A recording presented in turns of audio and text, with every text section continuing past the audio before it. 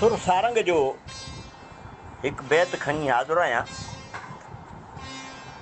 लतीफ़ साईं फरमायो, सारंग सिंगारे विॼूं वसण आयूं, मूंखे खिवण ख़ुशि कयो जा ककर मंझि कारे, झुड़न झुंगारे लाथम कट कलूबता।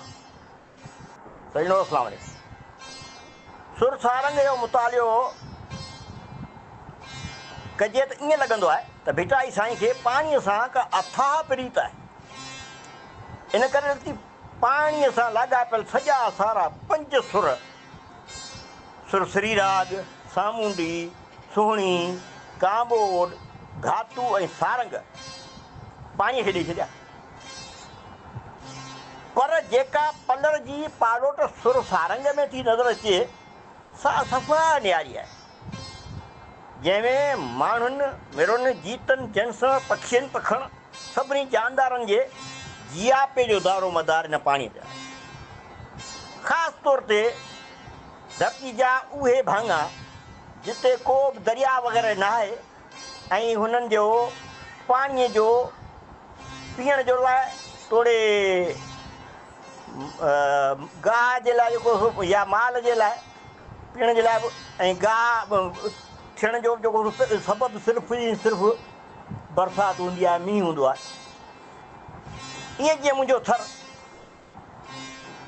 हिन सुर जो हिकु ॿियो पहलू त हीउ सॼो सुर, हिन में तमसीलूं बि जाम आहिनि। जीअं हिन मथे बैत जी आख़िरी सिट में पिया फरमाइनि त झुड़न झुंगारे लाथम कट कलूबता, ऐं संदन पाणीअ सां प्रीत जो अंदाज़ बैत जे हिन हर लफ़्ज़, हिन बैत जे हर लफ़्ज़ ऐं हर सिट मां बखे थो।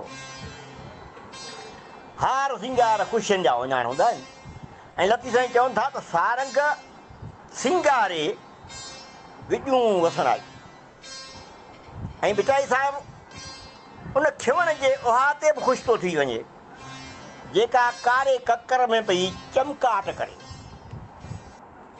साईं, असां त थर जा माण्हू आहियूं, असांखे ख़बर आहे त थरे जी सभ खां वॾी ख़ुशी खिवण आहे, उनजा चमकाट ऐं गोड़ आहे,